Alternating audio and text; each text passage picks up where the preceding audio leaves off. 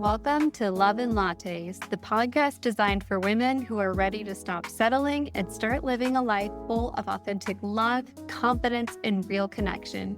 I'm your host, Victoria, the self-love scientist, speaker, and coach, and I'm here to help you reclaim your power, deepen your relationships, and fall unapologetically in love with yourself. So grab your tea, your latte, or your favorite beverage, and let's get started. Have you ever noticed how easy it is to rush through beautiful moments in your life? And speaking of, when was the last time you actually felt present in your own life? You didn't plan it, you didn't document it, you just lived.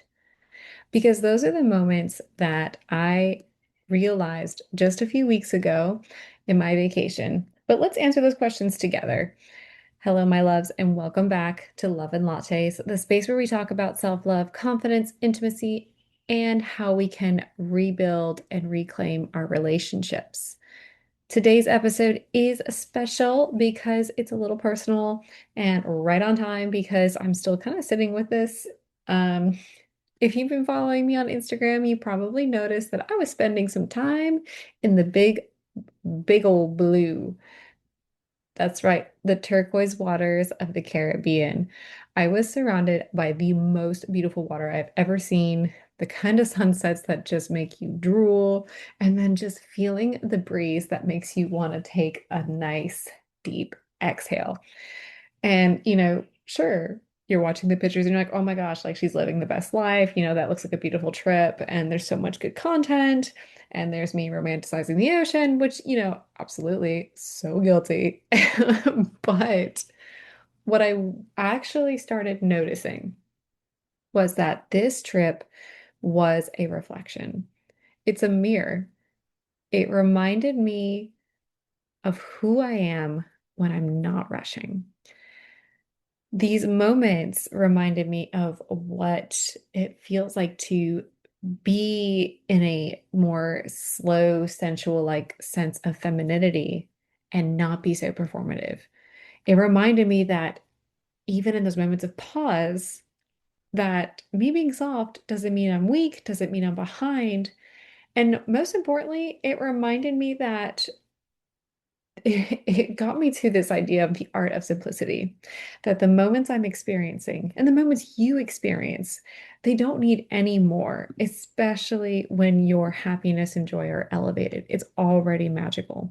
So today I wanted to share what this experience and trip has taught me and that I wanted to share with you because I know that there are a lot of people out there like we are so quick to like have a goal, get that goal, but we don't even notice we're in the middle of the things that we've been most wanting. So, not a travel recap. That's another conversation. Grab your lattes, exhale, take a deep breath in, and let's get into what this trip has taught me, and it's going to help you. So, first things first. Yes. Yes, I was in one of the most beautiful places I've ever seen. Everything looked hot, like these beautiful oceans and such warm weather, such luscious red sunsets. But see, the real beauty was happening on the inside, right? When you see my social media or you see someone else's social media capturing a moment, there is actually something so much deeper. Like how do I explain these feelings to people? And the best I can do is through imagery. Yes, I'm at the beautiful waters. Yes, I got those sexy sunsets. Yes, I am literally like main character energy girl. But what I cannot capture and what we need to notice is what is shifting on the inside. Because there's something about being surrounded by something bigger and beautiful, more beautiful than we can even comprehend, aka the ocean, right? Big old blue here was stripping away all the white noise. And you notice like how much in that moment of pause and just witnessing how much your life is spent in motion.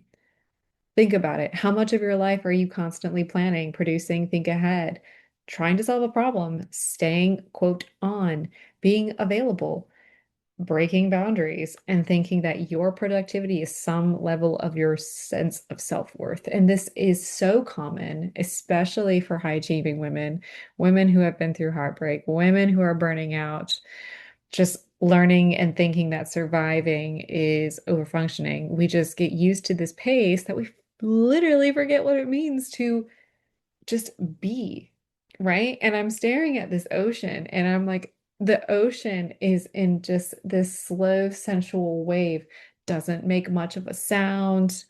It's not performing. It has nothing to prove. It is not going after anything. It's not chasing. It's literally being in the moment. And that's exactly what I need you to do. And that's exactly what I learned. It was like, oh, fuck, I gotta be in this moment. Just be in it. Just be in it. And you can take this even in the conversations and into your relationships. How many of us are guilty of showing up or communicating and we're just trying to get our point across, we're just trying to say something, and we never actually sit down and actively listen and not even think about like this conversation is taking too long and destroying our boundaries. It just reminds me, this whole thing reminds me that you don't have to constantly create intensity to be alive. Sometimes peace is enough. Your presence is enough. And I think a lot of us need to relearn that because we are in a society that is always telling us more is better, more hustle, more money, more attention, more plans, more things, more noise, blah, blah, blah. But some of the most healing moments I experienced were the simplest ones. Literally standing in the water, just laying in the sun, watching the sunset. Do you know how many people I heard say, "You've seen one, you've seen it all"? Excuse you, I've never seen the sun go down in Curacao. Have you? So I'm gonna go watch the sunset, you know, laughing. Oh my God. Like, especially when you're in recovery from heartache, like, or grief, that laugh, that belly laugh, that sweet honey kiss laugh. And just noticing how beautiful it feels to be yourself. You're not performing, there's no pressure. You're not, this isn't for anyone else. This is just for you. And that's fucking fantastic. So here's the other thing that I kind of journaled about on this trip. And again, if you're watching, you know I was working. It was a pretty interesting experience to, when you're in the middle of the ocean, there's no service. And every time you go inland, there's service. You go out to the ocean, there's no service. So imagine that. Can you do that? Challenge you to do that.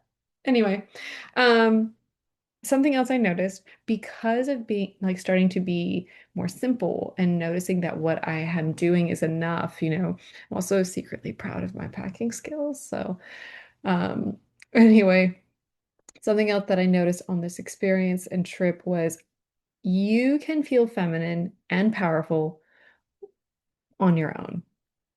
You know, you are radiant, you are powerful, and this is something you can give yourself. You don't need anyone else's permission to be that. And I really want you to sit with that for a second because I do feel that well, unconsciously or consciously we are taught that um you know we can only be feminine when we're with someone, because they give us like that permission. And, if someone compliments you, someone desires you, takes you out, chooses you, affirms your beauty and your worth, and suddenly you're like, yes, I am. When the whole reality, like I understand being adored is beautiful, but that can't be the only time that you get to be soft and you get to live presently. Because if your softness and your femininity only exist because someone else is validating it, then it's not embodied, it's borrowed.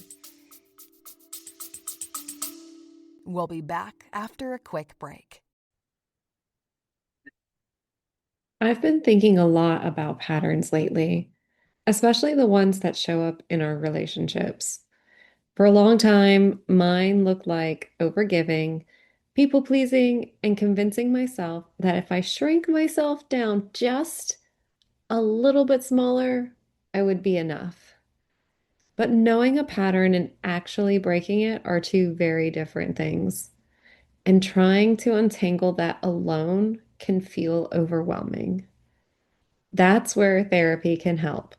Having outside support can help you recognize your patterns without judgment and make choices that actually support you. And that's why I'm grateful for today's sponsor, BetterHelp. BetterHelp makes therapy more accessible by connecting you with a licensed therapist online so you can get the right support in a way that fits your life and your schedule.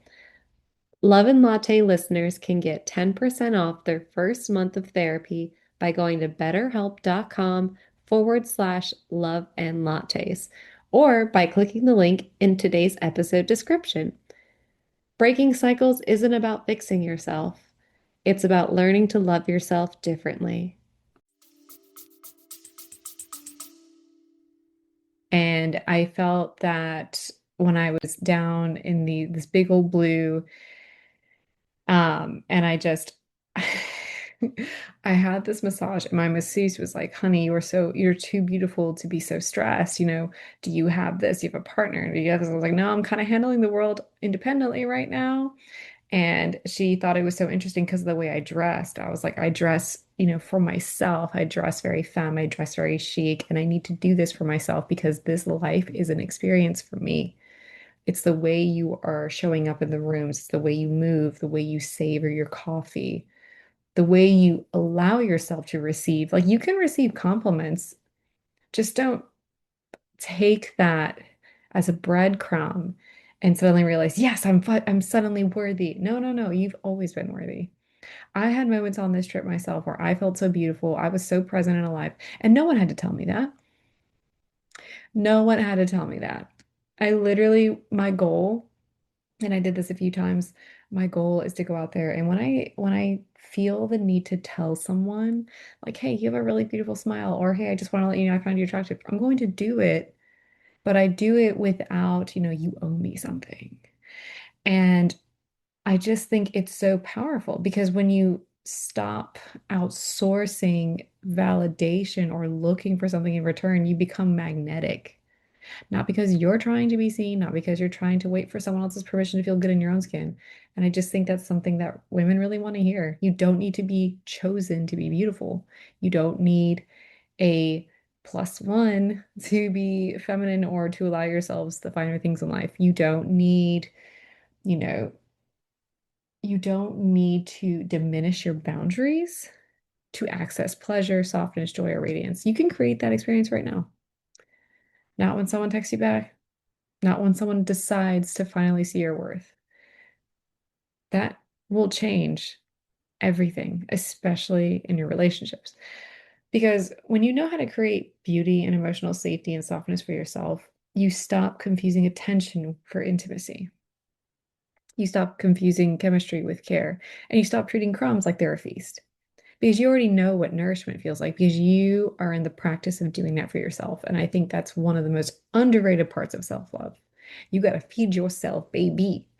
It's not just an affirmation, it's about becoming so familiar with your fullness that you stop begging others to introduce you to it. I mean, when you're in this moment of softness and femininity, like, yes, it is a privilege to be myself. It is a privilege to share the same space, it's empowering and that vibration is going to send out in rooms and people are going to ask you, people ask me like, are you, why are you dressed like this? And it's like, because why not?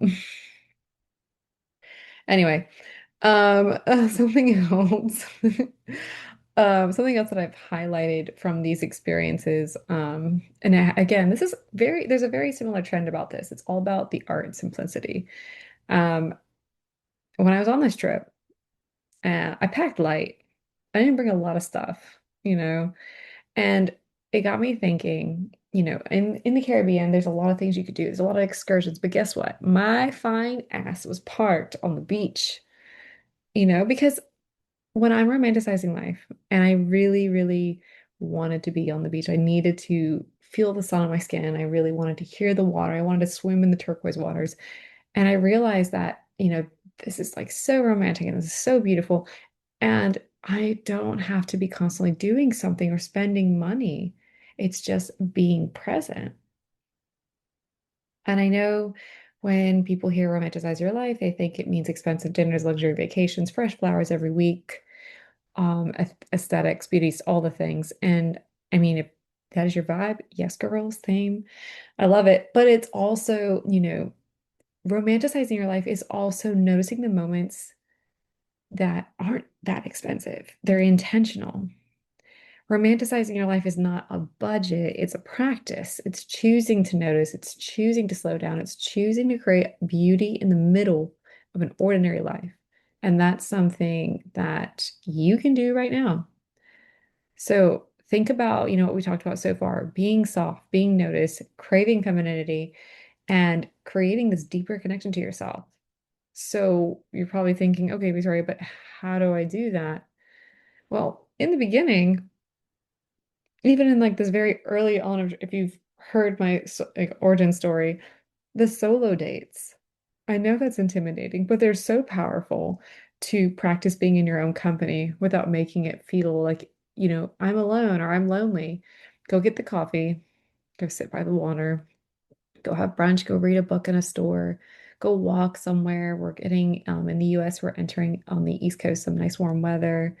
Just be with yourself on purpose. Pursue you. Another one of my favorite things that I'm also currently working on is getting those sensual routines back online.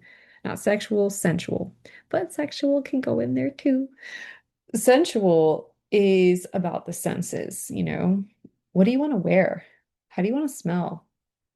What music do you want to play? You know, how does your tea taste? Do you throw your coffee back or do you sip and savor? Sensual rituals are a way you could say to your body, I'm here. I set the table myself and I'm ready to be present. You don't have to pull out the fine china when you're in company. You don't have to, put on the dress because of this one ball you go to once a year. You are worthy of just as much ambience. You can dress for your own gaze. Oof. Like, again, my amazing masseuse was like, oh, I just love that you're so chic and so feminine and cute and soft. And I was like, thank you, but I do this for myself because I want to feel this way. It's not for anyone else. It's not because it's trendy. It's not because it's getting attention. It's because I'm in my element. And this is going to change the way you show up. It's going to change the way when you walk into a room, and it's going to create curiosity and attraction. And from there, you're already elevating your standards, your energy. And I notice this myself because the environment that you are in is going to shape the version of you that shows up. So think about your routines, think about, creating a little more discipline in the midst of the chaos. And if you want to feel softer, if you want to feel more feminine, if you want to feel more connected, you need to adjust. It doesn't have to be perfect, it just needs to be intentional. All those things are a part of romanticizing your life. You know, this whole trip, I did not fill my calendar with excursions. I was like, nope, I just want to be on the beach. I guess I'll see where the day leads me. You know, um, I did like get up early every day. I never really slept in much. I'm an early bird, even on what some people would consider vacay. And then going to the beach, I still worked for my other business for Pilates. And it's just, I was in so much gratitude while doing it. So I know what you're thinking, but Victoria, if I'm soft, I'm weak and I don't want to be weak. I don't think it's safe. I'm going to reiterate that softness is thinking about your body when it feels safe to unclench. We think, I need to be strong. I need to be a strong woman. A lot of women have been conditioned to equate tension with strength. Like if I soften, I'll fall behind. If I soften and open my heart, I'll get hurt. If I slow down, I'll lose everything. If I put myself in receiver mode, I'll lose control. And that is not okay. That's where overfunctioning happens. That's where overgiving happens, burnout, people pleasing. And then we wonder why intimacy sucks, why rest is uncomfortable, why receiving feels foreign, and peace is boring.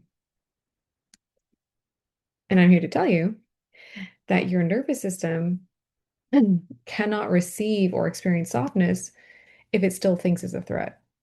And so being by the ocean and just noticing how slow and beautiful she was, being surrounded in nature, reminded me that there is another way to exist. It's not a way that's built on urgency. It's not a way that requires me to constantly prove my worth through output. It's a way that is still powerful and soft.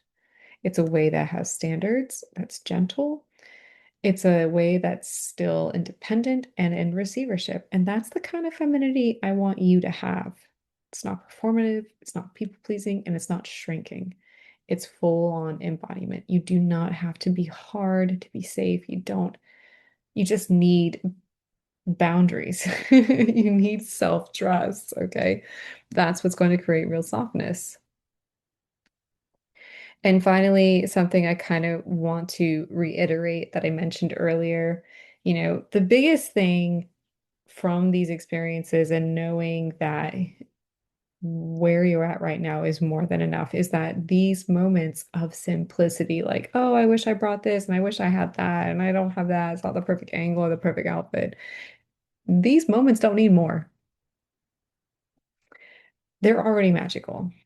I think many of us are taught to chase the next thing, right? And even so, being on the beach and I would record, a class or a recording, and I sat there for a moment. I remember I was being overly critical of myself, and I thought, wait a minute, what? I'm literally in the Caribbean recording a video for my classes, and I am criticizing myself? No, I'm doing my best and I created some gratitude. This version, this sunset, everything around me right now is enough. It's perfect. And how, lucky am I to be this right now? That is the art of noticing and meeting your life as it is and letting yourself feel it fully. So I almost overlooked the present moment because I was so focused on like this has to be perfect. I don't know how it's going to sound. I don't know how it's going to look. When I was like, hold on, what the fuck? Do you see the background? Do you see where you're at? And I stopped. I redid my class with more confidence and more joy and more play. And it just was a beautiful experience because I was present. I did not think of a way to, make it better. I stopped judging. I stopped overthinking and I just was. And you can do the same thing. You never realize how soon or immediate you are when it comes to your goals.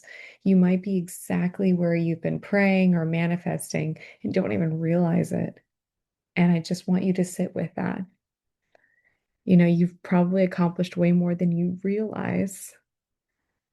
And so this whole conversation really is to teach you the art of simplicity and that being soft doesn't make you weak, that being present and just noticing, I think, and I'm going to say it again, like the biggest thing was, looking at the ocean and just realizing that she's not loud. She's literally existing. And I found her to be fucking beautiful.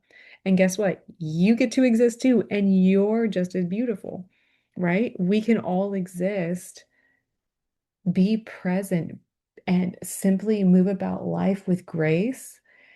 And people are gonna be like, wow, astounding. Doesn't that sound good? So I want you to, as I close out the episode, I hope, you found things that resonated, or maybe this was a friendly reminder, but I have something I want to ask you.